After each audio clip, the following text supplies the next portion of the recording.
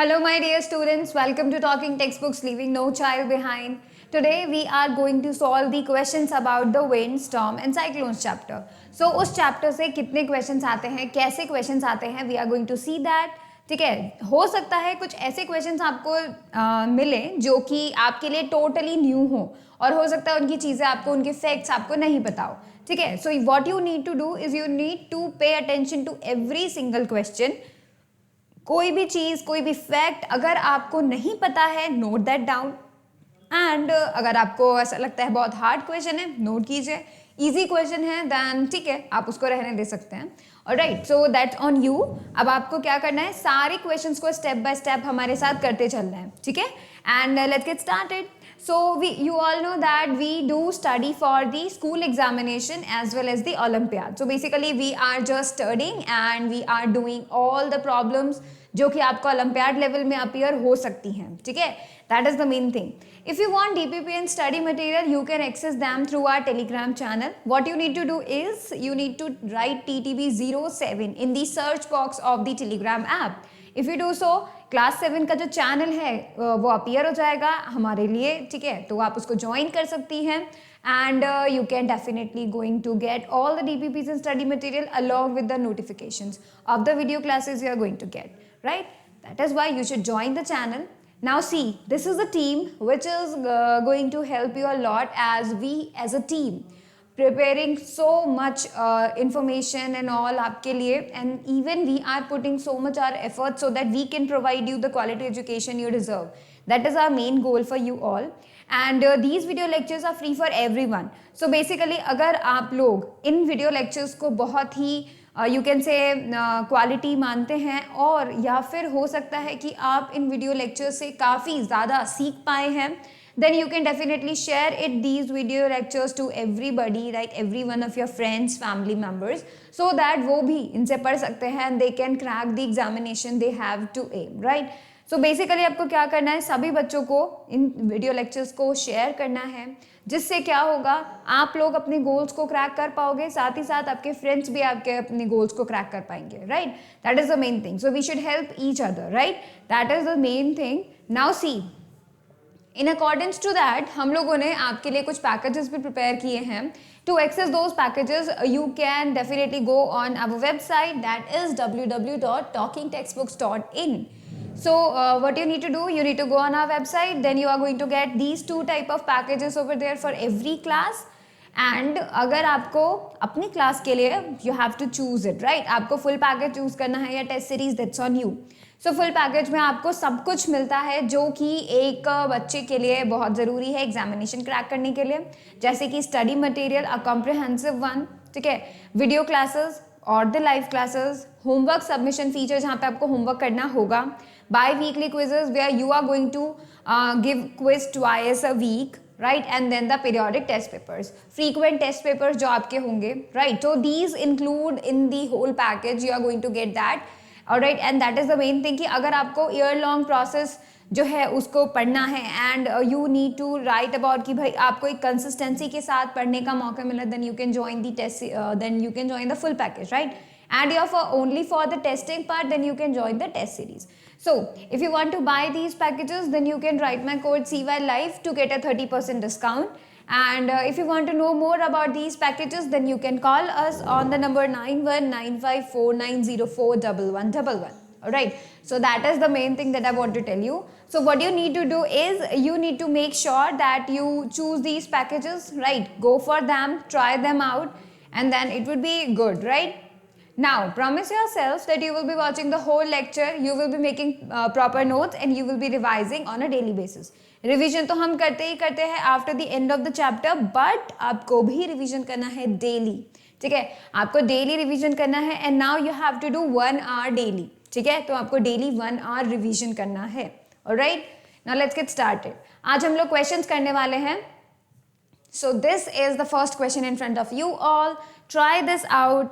Make sure you do that. ठीक है, तो देखिए क्या कहता है ये चैप्टर, ये क्वेश्चन. ठीक है, तो देखो, which of the following statements is correct? इन चारों स्टेटमेंट में से you need to choose the correct one. So what is it? Air moves from the region of low pressure to high pressure. This is the first statement. Air moves from the region of high pressure to low pressure. Second one. Air movement does not depend upon the pressure. Third statement. Air moves from the region of low pressure to high pressure. ठीक है, so देखिए high temperature, ठीक है, तो देखिए यहाँ पर क्या होता है, whenever I told you in the lecture, whenever let's say this is the earth surface, ठीक है, ये है वो सरफेस जिसके ऊपर हम रहते हैं,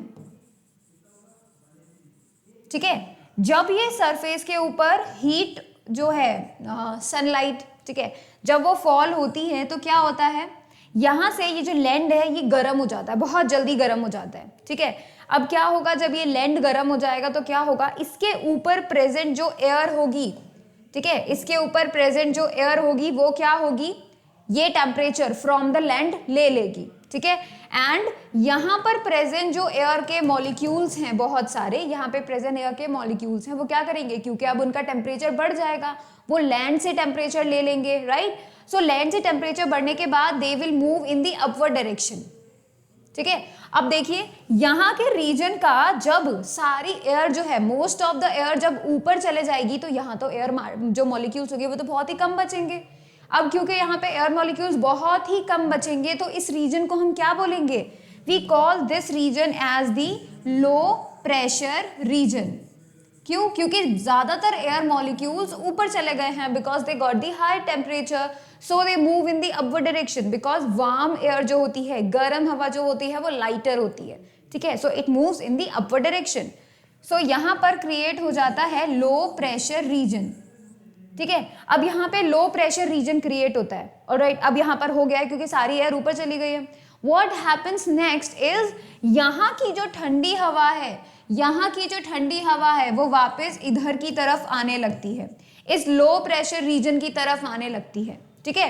and that is how from high pressure, क्योंकि यहाँ तो टेम्परेचर बहुत कम है, तो इस वजह से from high pressure to low pressure air जो है वो मूव करने लगती है, ठीक है।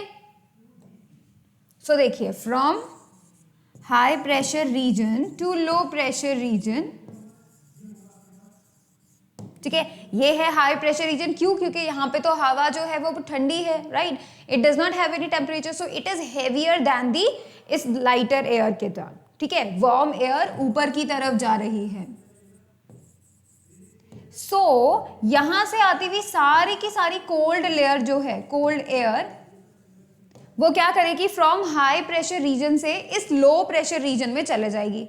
अब यहाँ पे ठंडी हवा आ गई, राइट, ठंडी हवा क्या करेगी, इस जो सरफेस है अगेन इसका टेम्परेचर जो है ले लेगी, एब्जॉर्ब कर लेगी, वो भी गर्म बन जाएगी, and then it will flow in the upward direction.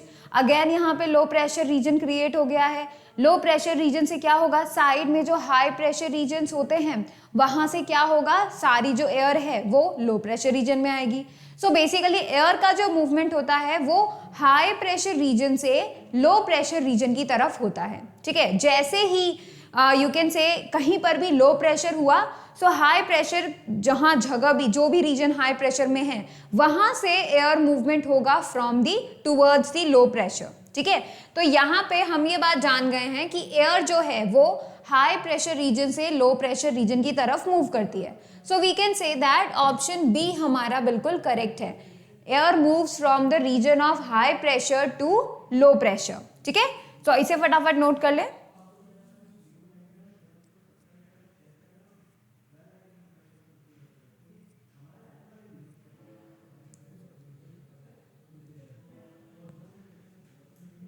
चलिए सेकेंड क्वेश्चन की तरफ चलते हैं।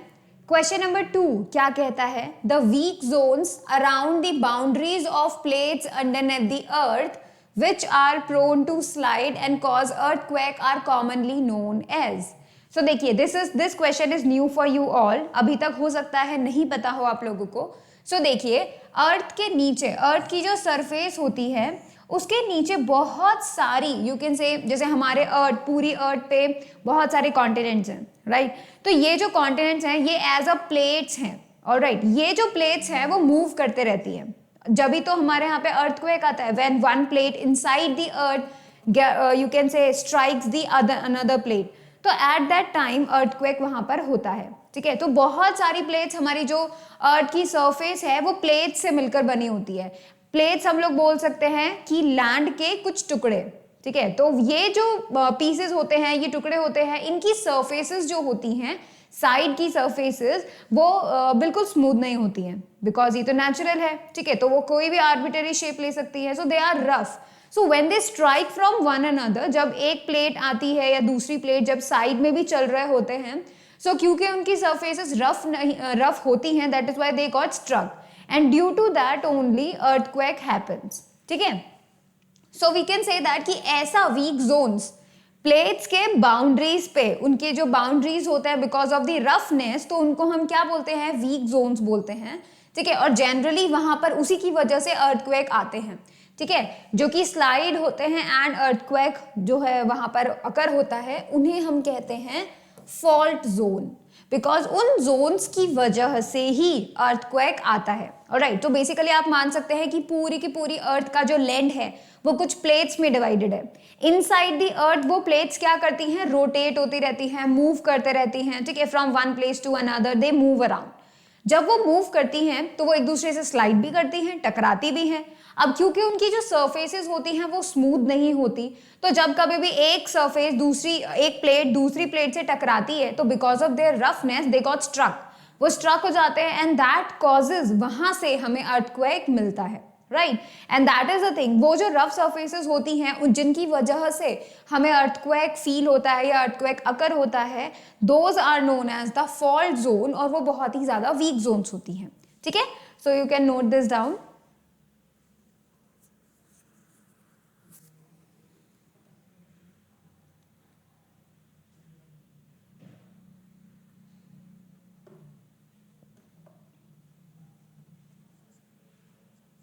चलिए क्वेश्चन नंबर 3 पे चलते हैं।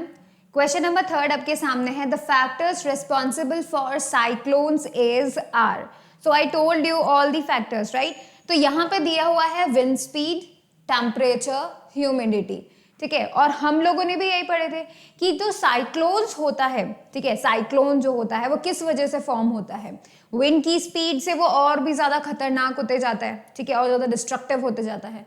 टेम्परेचर क्यों चाहिए, बिकॉज जब कभी भी टेम्परेचर इंक्रीज होता है तो उसकी वजह से एयर उस टेम्परेचर को एब्जॉर्ब करके, उस सरफेस के टेम्परेचर को एब्जॉर्ब करके ऊपर उठती है, राइट। एंड वहां से ही क्या होता है, साइक्लोन की शुरुआत होती है। सो टेम्परेचर भी एक वहां पर फैक्टर है जो उसको और भी ज्यादा खतरनाक बना सकता है। ह्यूमिडिटी भी एक फैक्टर है, क्यों, क्योंकि उससे क्या होगा, ह्यूमिडिटी, एयर जब ऊपर जाएगी अपने साथ, वार्म एयर जब ऊपर जाएगी तो अपने साथ आसपास के जो यू कैन से ह्यूमिडिटी है, तो वहां पे जो एयर के जितना भी एयर के अंदर वाटर के जो वेपर्स वहां पर हैं उनको अपने साथ लेकर जाती है, ठीक है। ड्यू टू विच जब वो पूरा का पूरा ऊपर जाएगी तब क्या होगा, ऊपर जाने पर जो वाटर है वो तो कंडेंस हो जाएगा, ड्यू टू विच क्या होगा, बारिश होने लग जाएगी, राइट। अब एयर ऊपर भी जा रही है, बारिश भी हो रही है, and this swift motion we can say is causes us the lightning and the sound, and that also going to make this cyclone very much dangerous, right? So wind speed, temperature, humidity are the 3 factors जिनके ऊपर cyclones depend करता है, ठीक है। मतलब उसके ऊपर you can say कि उसका डिस्ट्रक्टिवनेस, उसका यू कैन से स्ट्रॉन्गनेस वो डिपेंड करता है। So we can say that हमारा यहाँ पर डी ऑप्शन करेक्ट है, तीनों ही फैक्टर्स यहाँ पे साइक्लोन के लिए रेस्पॉन्सिबल हैं, ठीक है।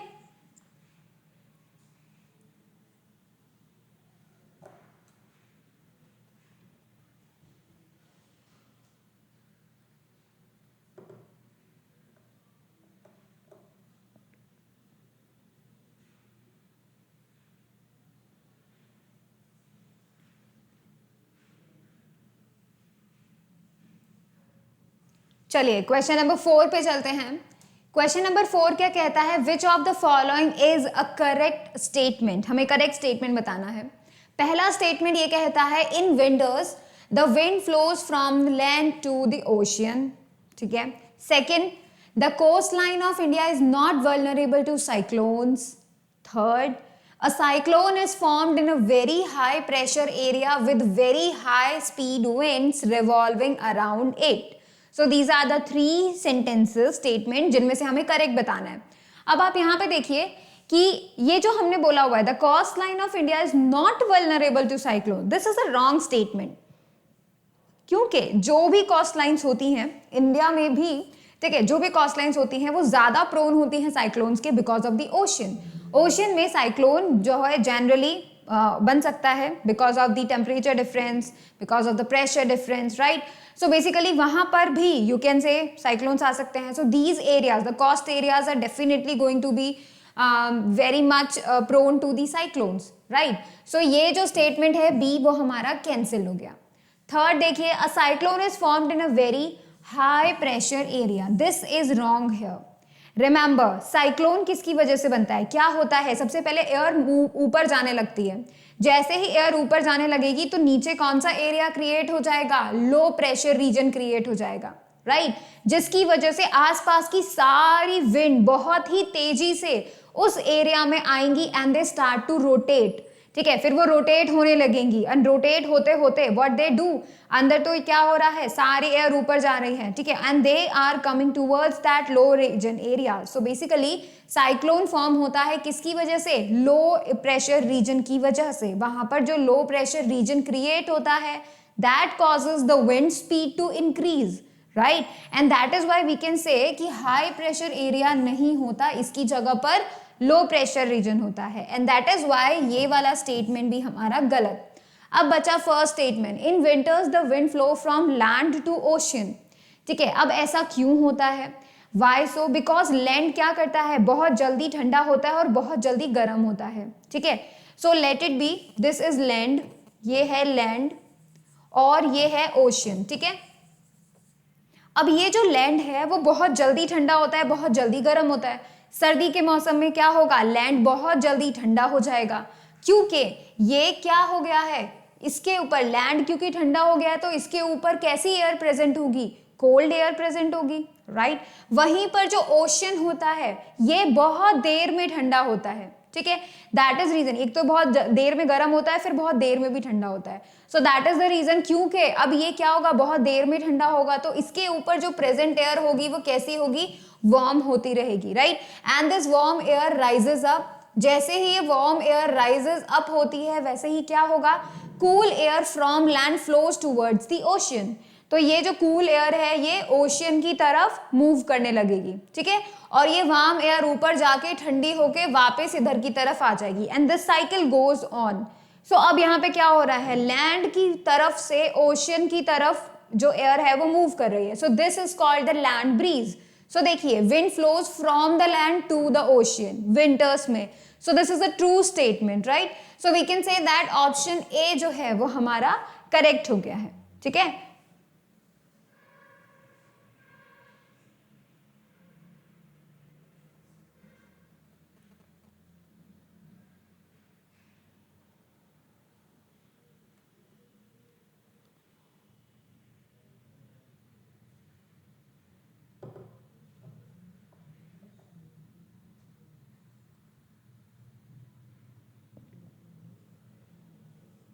चलिए क्वेश्चन नंबर 5 पर चलते हैं हम लोग। सो क्वेश्चन नंबर 5 कहता है, high speed winds at a place result in. हम लोगों ने एक एक्टिविटी किया था, रिमेंबर, जब हमने पेपर को क्या किया था, एक टेंट की उसको हाफ फोल्ड करके उसको टेबल पे रख दिया था, ठीक है। So we make it like a tunnel, ठीक है, थोड़ा सा टनल टाइप का हो गया था। और जब हमने उस यू कैन से टेंट के और या फिर टनल के अंदर जब ब्लो किया एयर को, सो क्या हुआ, वो ऊपर से नीचे की तरफ जाने लगा, राइट। तो मतलब पहले अगर जो यू कैन से पेपर का जो हमारा इस तरीके से बन रहा था, ठीक है, कुछ इस तरीके से बन रहा था हमारा पेपर का, ठीक है, tunnel. So when we blow inside this tunnel what happens, ऊपर का एयर प्रेशर इसे नीचे की तरफ प्रेस कर रहा था, सो इट गॉट फ्लैटेंड, ठीक है। पहले जो इस तरीके से था अब वो ऐसे हो गया था। द रीजन इज बिकॉज जैसे ही कभी भी विंड अगर ब्लो करती है from one place, let's say this is the surface of the earth, this is the surface of the earth, right. अब आप देखिए, अगर इस सरफेस पे यहाँ पे बहुत सारे एयर के मॉलिक्यूल्स प्रेजेंट है सरफेस के ऊपर, ठीक है, बहुत सारे एयर के मॉलिक्यूल्स यहाँ पर प्रेजेंट हैं। अब अगर ये मॉलिक्यूल्स जो हैं मूव करते हैं कि भाई विंड फ्लो हो रही है, सो व्हाट हैपेंस, ये सारे के सारे मॉलिक्यूल्स लेट्स से इधर की तरफ मूव करने लगे, विंड फ्लो होने लगी, so these molecules flow in this direction, ठीक है। अगर ये मॉलिक्यूल दूसरे डायरेक्शन में फ्लो होके चले जाएंगे तो यहाँ पर तो फिर कुछ भी नहीं बचेगा, राइट यहाँ पे बहुत ही कम मॉलिक्यूल्स बचेंगे। सो यहाँ पर कम मॉलिक्यूल्स बचने पर यहाँ पे कौन सा रीजन क्रिएट हो जाएगा, लो प्रेशर रीजन, क्योंकि ये मॉलिक्यूल्स ही क्या करते हैं, इस सरफेस के ऊपर प्रेशर प्रेजेंट करते हैं, राइट। अगर ये नंबर ऑफ मॉलिक्यूल्स ही कम हो जाएंगे तो इस सरफेस के ऊपर जो प्रेशर है वो भी कम हो जाएगा, and that is why this area is known, this region is known as the low pressure region. So wind speed की वजह से you get the low pressure region, and this is the reason कि हमारे पास जो paper का tent था, जब हमने उसमें से एयर ब्लो करवाई तो अंदर की जितनी भी एयर थी वो तो ब्लो हो गई, अंदर के मॉलिक्यूल्स अब बहुत ही कम थे। सो वो पेपर के ऊपर जो जितना भी प्रेशर लगा रहे थे अब तो वो कम हो गया, एंड दैट इज वाई ऊपर से लगने वाला प्रेशर ने क्या किया, उस टेंट को नीचे की तरफ उसको फ्लैटन करवा दिया, ठीक है। सो यहाँ पे आपको ये समझना है कि whenever wind flows from a place, तो वो जिस भी प्लेस से फ्लो हो जाती है उस प्लेस पे लो प्रेशर रीजन क्रिएट हो जाता है, बिकॉज बहुत सारे एयर मॉलिक्यूल्स तो चले जाते हैं, right. That is why we can say कि वहां पर क्या होता है, रिड्यूस प्रेशर हो जाता है, जैसे जैसे एयर ब्लो करेगी वैसे वैसे ही प्रेशर रिड्यूस हो जाएगा, because molecules will start flowing, they will not present there to you can say to get the pressure, ठीक है। सो हमारा बी ऑप्शन यहाँ पे करेक्ट है।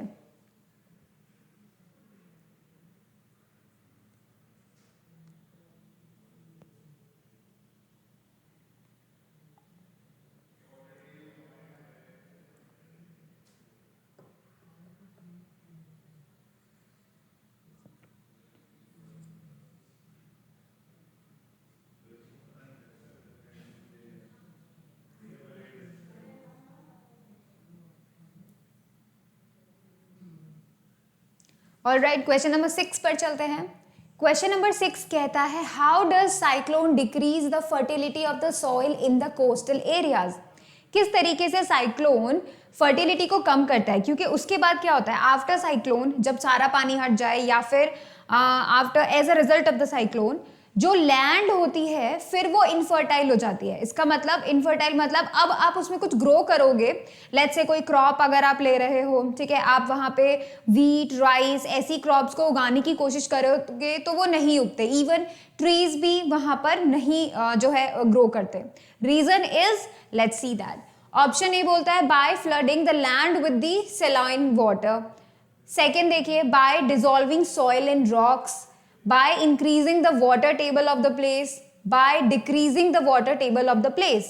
so देखिए, अगर यहाँ पे water table अगर डिक्रीज होता है या फिर इंक्रीज होता है, सो इसके इंक्रीज और डिक्रीज से हम लोग ये बोलेंगे कि वहां पे पानी की कमी हो गई है, लेकिन उससे सॉइल का इनफर्टाइल होना समझ में नहीं आता, राइट।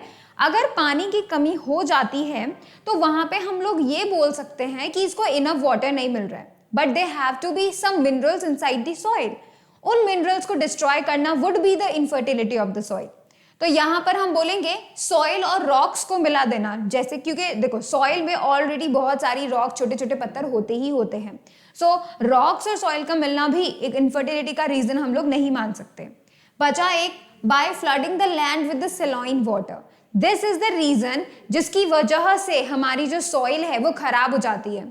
इनफर्टाइल को हिंदी में बोल देते हैं बंजर हो जाती है, तो मतलब अब उसमें कुछ भी ग्रो नहीं करेगा, राइट। आप उसमें कोई भी ट्री कोई भी क्रॉप अगर आप उगाने की कोशिश करोगे तो वो नहीं उगेगा। रीजन इज क्योंकि अब वहां पे सॉल्ट की वो जो अमाउंट है वो ज्यादा हो जाता है, due to which that you can say area becomes infertile, जिसमें सेलाइन वाटर वहां तक पहुंचा है। सो बिकॉज ऑफ दिस, क्योंकि सी वाटर क्या करता है, साइक्लोन अपने साथ सी वाटर लेकर आता है, एंड सी वाटर में बहुत सारा अमाउंट ऑफ सॉल्ट वहां पे डिजॉल्व होता है, right. That is the reason, क्योंकि अब वहां से बहुत सारा सॉल्ट लैंड में मिक्स हो जाता है, सॉइल में चला जाता है, अंदर चला जाता है। सो द रीजन इज, इसकी वजह से कोई भी चीज वहां पे ग्रो नहीं कर पाती है, ठीक है। सो ये हमारा सबसे बड़ा कंसिक्वेंस होता है साइक्लोन का। क्यों? क्योंकि ये चीजें फिर रिकवर होने में बहुत टाइम लगाती है। और यहाँ पर हम लोग बोल सकते हैं just by flooding the land with the saline water जो फर्टिलिटी है वो सॉइल की डिक्रीज हो जाती है, and that is the main you can से कॉज, यू कैन से कॉन्सिक्वेंस ऑफ द साइक्लोन, जो कि बहुत ज़्यादा नुकसानदायक होता है।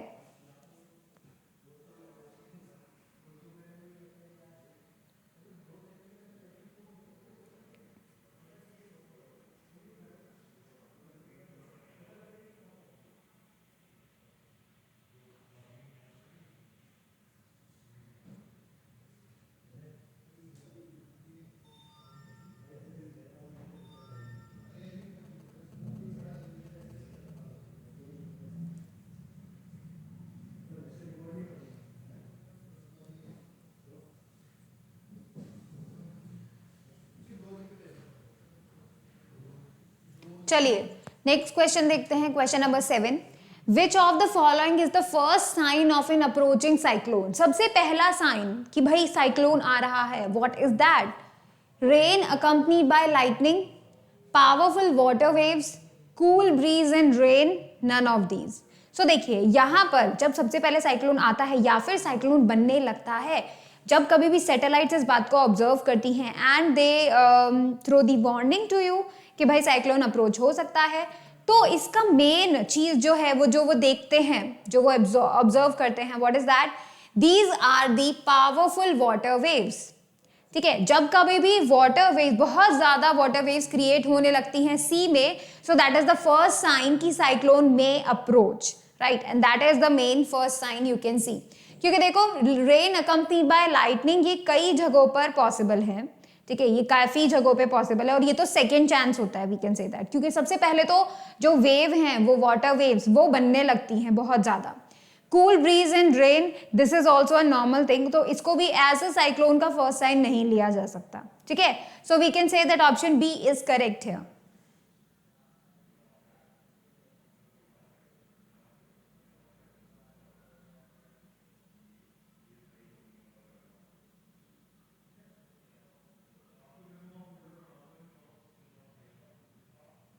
चलिए क्वेश्चन नंबर 8 पर चलते हैं।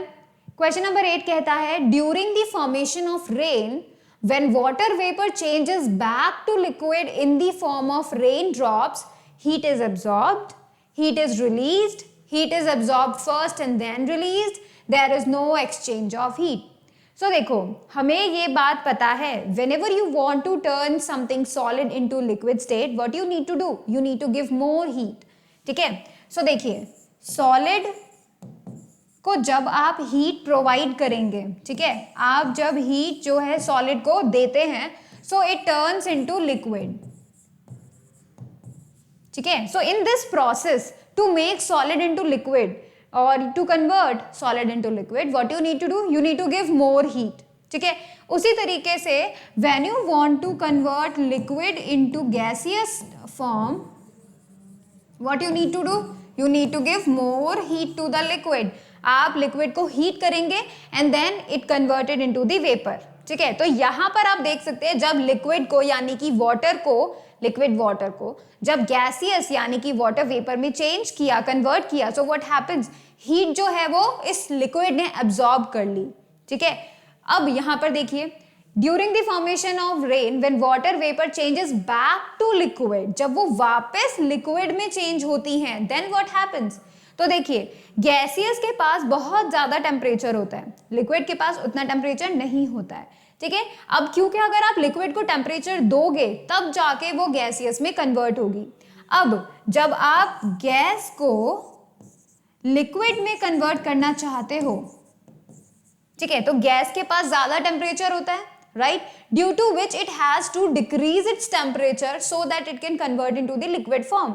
So ये क्या करती है? It release out heat, ठीक है, ये क्या करती है? हीट को रिलीज कर देती है,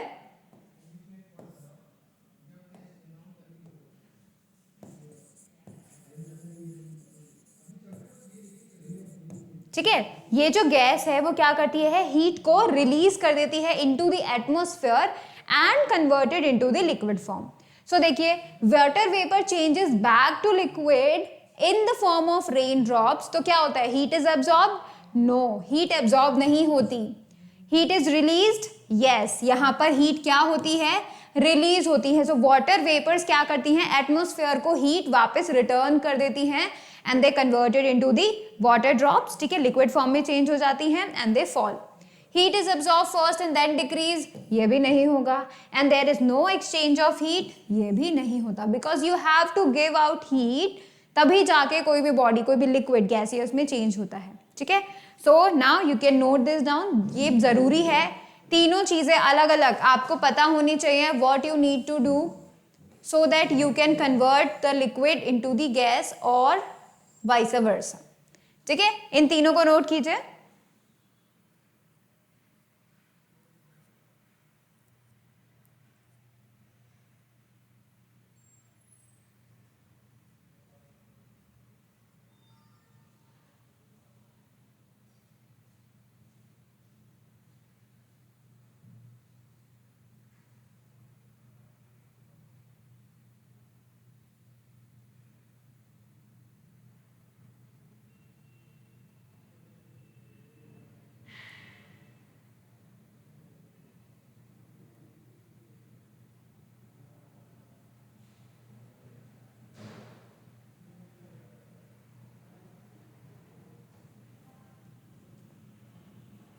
चलिए क्वेश्चन नंबर 9 करते हैं।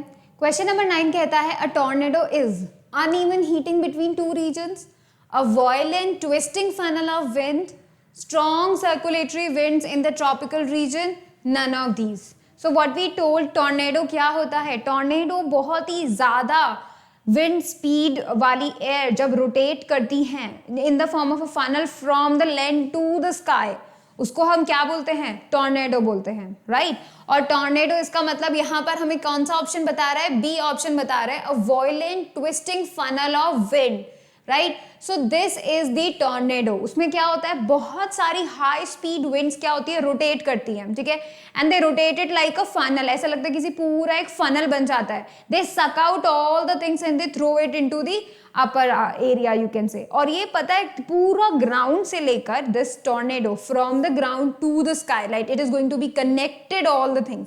सो लैंड को वो एयर से कनेक्ट कर देता through the cloud and it that is with the help of the strong wind surrounding it like a funnel, ठीक है। बहुत ज्यादा विंड स्पीड होता है, this also causes destruction but not more than the cyclone.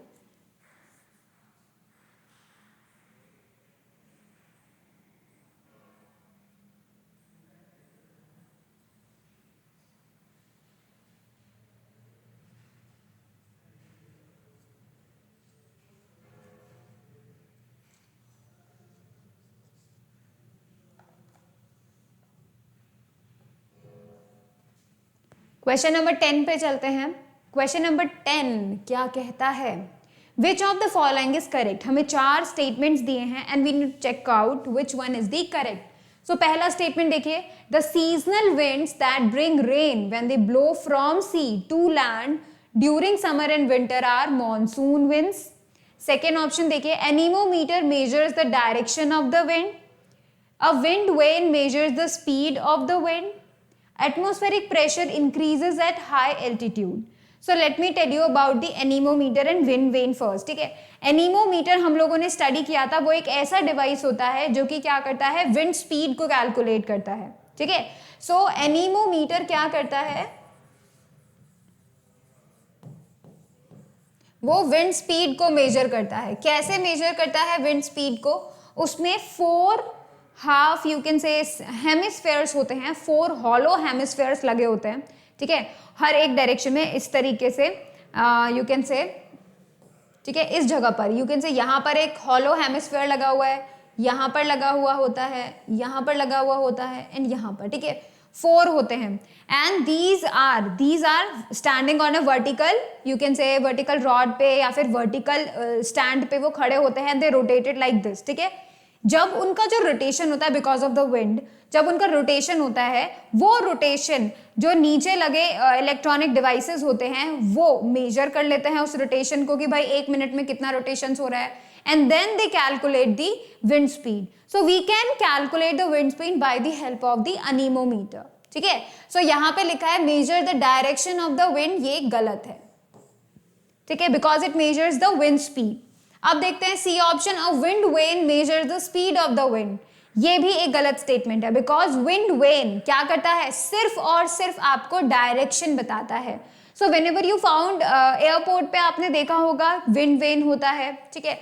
उसके अलावा और भी कहीं जगह पर विंड वेन होता है जहां पर वो बहुत ही लाइट होता है, सो दैट थोड़ी सी भी अगर एयर फ्लो होती है, it starts rotating and it is going to show you the direction कि भाई कौन से डायरेक्शन में विंड फ्लो हो रही है, right.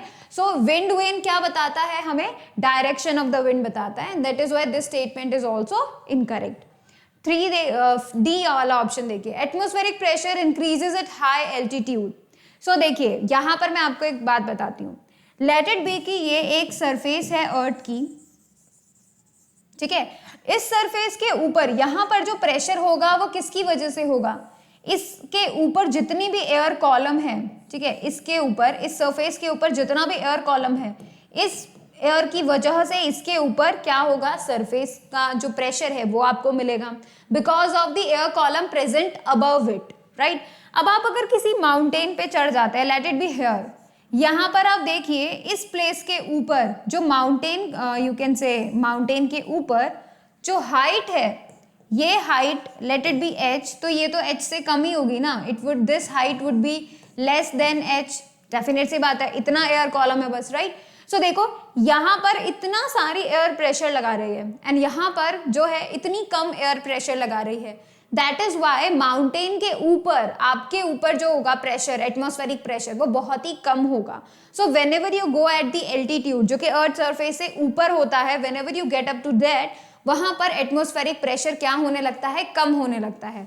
And because of this only air popping जैसे कुछ यू कैन से इस तरीके के इवेंट्स होते हैं वहां पे, ठीक है, मतलब आपके कान जो है वो पॉप करने लग जाते हैं, वहां पे लेस ऑक्सीजन होने लग जाती है at the high altitudes, right. The reason is कि वहां पर एटमॉस्फेरिक प्रेशर क्या करता है, डिक्रीज हो जाता है।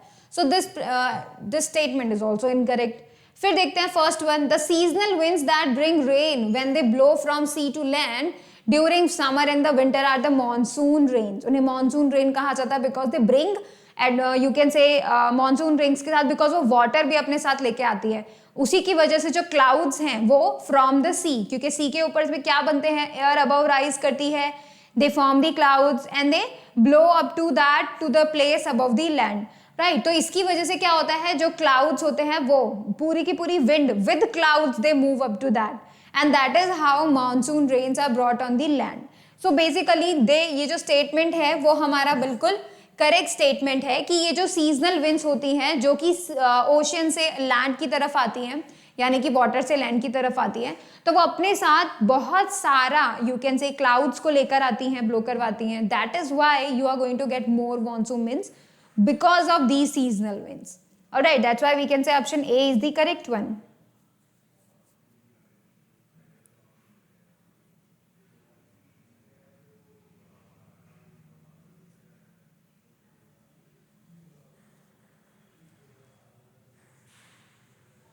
चलिए क्वेश्चन नंबर 11 पर चलते हैं। क्वेश्चन नंबर 11 कहता है which of the following actions is not safe at all in a thunderstorm? Thunderstorm में इन चारों में से कौन सा, इन तीनों में से ऐसा कौन सा एक्शन है जो कि बिल्कुल भी सेफ नहीं है। सो पहले वाले ऑप्शन में देखो, अम्ब्रेला लेकर एक पर्सन खड़ा हुआ है, ठीक है, and umbrella is having a metallic and. So basically इस जगह पर अम्ब्रेला लेकर अगर आप खड़े होंगे तो this will be very much you can से डिस्ट्रक्टिव, क्योंकि मेटालिक एंड से अम्ब्रेला में होते हैं मेटालिक एंड, राइट। सो उसकी वजह से वहां पे क्या होगा, लाइटनिंग के फॉल होने के चांसेस बहुत ज्यादा हो जाएंगे, because that is a conductor, ठीक है। That is why this is action is not safe, this action is not safe and that is why this option is correct. B option में देखिए, this person is inside the car. So I told you, आपको क्या करना है, whenever lightning और या फिर thunderstorm होता है, what you need to do is you need to sit inside the car और the bus, right. Why is it so, because car के बाहर की जो मेटालिक बॉडी होगी वहां पे अगर लाइटनिंग स्ट्राइक करती है तो वो कार की बॉडी के बाहर से ही अर्थ में चले जाएगी, इनसाइड पर्सन को कोई नुकसान नहीं होगा। So this is a safe thing to do. फिर अब देखिए, you should be away from the window, whenever light strikes you should be away from the windows inside the house. So this option is also the correct, this step is also the correct one. ठीक है, तो हमारा जो incorrect है वो वही है कि भाई हमें अम्ब्रेला के नीचे नहीं रहना है. ठीक है, you should go in to the house. If you are in the waters, get away from the water because that can also be the conductor. ठीक है, so you should be away from all the things which can act as a conductor to the thunderstorm. Alright, question number 12 पर हम लोग चलते हैं. ये क्या कहती है, what would happen if the earth did not rotate on it axis. क्या होगा जब अर्थ अपने एक्सिस पर रोटेट नहीं करती है. All winds would blow curved and deflected at the equator only. क्या ऐसा होगा. All winds would not blow curved and deflected at poles only. All winds would blow straight from high pressure to low pressure area and die when the pressure equalized. All winds would blow straight from low pressure to high pressure area and die when the pressure is equalized. So basically देखिए, अगर rotate नहीं करती है तो day and night form नहीं होगा. Day and night form नहीं होगा तो इससे क्या होगा, जितना भी एयर है जो uneven heating of the earth होती है बिकॉज ऑफ द रोटेशन वो नहीं होगी. And that is why we can say कि यहाँ पर जो विंड्स हैं वो क्या करेंगी, बहुत ही कम एक तरीके से बोलेंगी, क्योंकि वहां पर प्रेशर जो है वो इतना ज्यादा डिफरेंस वाला नहीं होगा. राइट, तो इस केस में हम लोग क्या कर सकते हैं, हम लोग देख सकते हैं प्रेशर के लिए. ठीक है, जितना भी हम लोग देखेंगे प्रेशर के लिए कि भाई कहाँ पर लो प्रेशर है, कहाँ पर हाई प्रेशर है, then only you can decide कि विंड कहाँ पर फ्लो होती है. ठीक है, सो ये क्या है कि भाई all the winds blow curved and deflected at equator. Wind का ब्लो होने का रीजन ही है ये, there has to be some temperature difference, right, that causes the pressure difference. So देखिए, विंड कर्व्स जो है ब्लो करेंगे और इक्वेटर ओनली पे डिफ्लेक्ट हो जाएंगी. सो वो सारे की सारी इक्वेटर की तरफ जाएंगी. ऐसा पॉसिबल नहीं होगा बिकॉज ऑफ दी वहां पे अनइवन हीटिंग नहीं होगी. All wind would not blow curved and deflected at poles only. ऐसा भी नहीं हो सकता है कि पोल्स की तरफ चले जाएं सारी की सारे विंड्स, ऐसा भी पॉसिबल नहीं होगा because one face will still face up the sun. All winds would blow straight from high pressure to low pressure area and die when the pressure equalized. सारी की सारी जो एयर हैं वो हाई प्रेशर से लो pressure reason में चले जाएंगे एंड दे विल स्टॉप जब तक प्रेशर इक्वलाइज नहीं हो जाता. ठीक है, हवा बहनी बंद हो जाएगी. All winds would blow straight from low pressure to high pressure. अब देखो, low pressure to high pressure तो कंडीशन ही नहीं है because these winds will never flow from low pressure to high pressure. So ये ऑप्शन तो हमारा पहले ही connect जो है डिस्कनेक्ट हो गया है. अब देखिए, हम लोगों ने A और B को भी रॉन्ग बता दिया है because that can not be happen कि भाई वो सिर्फ इक्वेटर पे ही चले जाए या फिर सिर्फ पोल पे ही चले जाए, दैट कैन नॉट हैपनिंग. ठीक है, अब बचा ये हमारा जो ऑप्शन है वो ये कि डॉट from high pressure to low pressure वो फ्लो करेंगी. तो डेफिनेट सी बात है, विंड तब तक फ्लो करेगी जब तक वहां प्रेशर डिफरेंस होता है, और जैसे ही प्रेशर डिफरेंस खत्म वैसे ही जो विंड है वो फ्लो होना खत्म. That means there has to be some pressure to make the wind blow. That is why we can say कि हमारा सी ऑप्शन करेक्ट है. जैसे ही सारी की सारी विंड्स हाई प्रेशर रीजन से लो प्रेशर रीजन की तरफ जाएंगी, जैसे ही प्रेशर खत्म हुआ वैसे ही wind will not flow and it will equalise. ठीक है, तो हमारा सी ऑप्शन यहां पे करेक्ट है.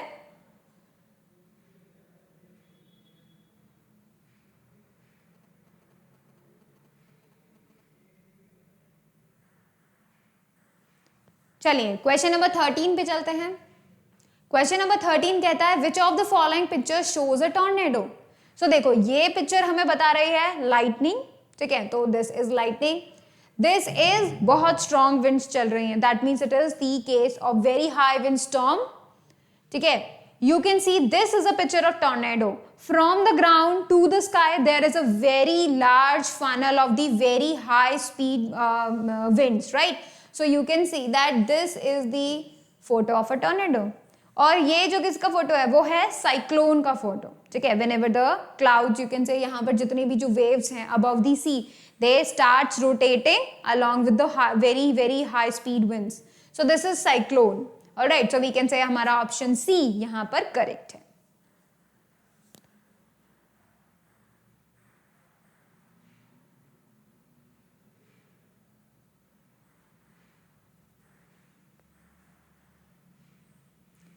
क्वेश्चन नंबर 14 की तरफ चलेंगे. क्वेश्चन नंबर 14 बोलता है when high speed wind blows An umbrella held upright sometimes get upturned. The reason being, आपने umbrella तो पता है ना हमारा कैसा होता है, it is having a shape like this, ठीक है, नहीं कुछ ऐसा होता है, ठीक है. Let me make the umbrella. तो देखो अम्ब्रेला हमारा कुछ ऐसा होता है, ठीक है. यहाँ पे इसका एक मेटल का एंड होता है, बट जब बहुत तेज हवाएं चलती हैं तो हमारा अम्ब्रेला कैसा हो जाता है, उल्टा हो जाता है. दैट मीन्स वो किस तरीके से हो जाता है, कुछ इस तरीके से होता है. You are holding a handle और अब वो इस तरीके से पलट जाता है. सो ये जो यहाँ पर केस है, ये केस कैसे होता है, ठीक है. इसका रीजन क्या है कि अम्ब्रेला होना ऐसा चाहिए बट ये अपटर्न्ड हो जाता है, ऊपर की तरफ मुड़ जाता है. सो द रीजन इज, अगर इस अम्ब्रेला के ऊपर बहुत तेजी से हवा चलेगी, बहुत तेजी से हवा चलेगी तो क्या होगा, इस सरफेस के ऊपर प्रेजेंट जो एटमॉस्फेरिक प्रेशर है वो कैसा हो जाएगा, लो प्रेशर हो जाएगा, ठीक है. क्योंकि हवा बहुत तेजी से स्पीड से विंड कर रही है तो बहुत ज्यादा प्रेशर कम हो जाएगा. ड्यू टू विच इनसाइड, इसके अंदर, इस अम्ब्रेला के अंदर की सरफेस पे जो एटमॉस्फेरिक प्रेशर लग रहा है वो हो गया ज्यादा, ठीक है. क्यों, क्योंकि ऊपर का कम हो गया ना, दैट इज वाई नीचे का अपने आप ज्यादा हो जाता है. डेफिनेट सी बात है, ठीक है. तो ये क्या करेगा, अब नीचे का सरफेस ज्यादा, यहाँ नीचे का प्रेशर ज्यादा हो गया तो वो इस सरफेस को ऊपर की तरफ धकेलेगा.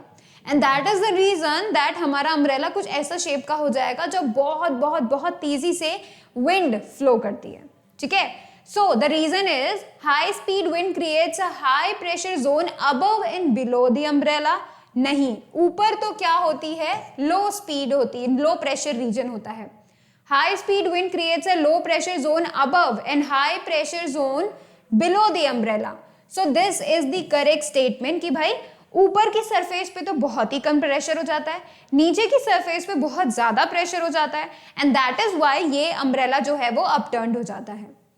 High speed wind creates a low pressure zone below and high pressure zone above the umbrella. This is also incorrect.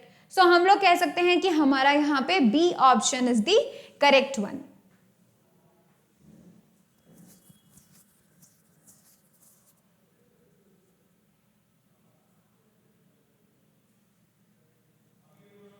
All right.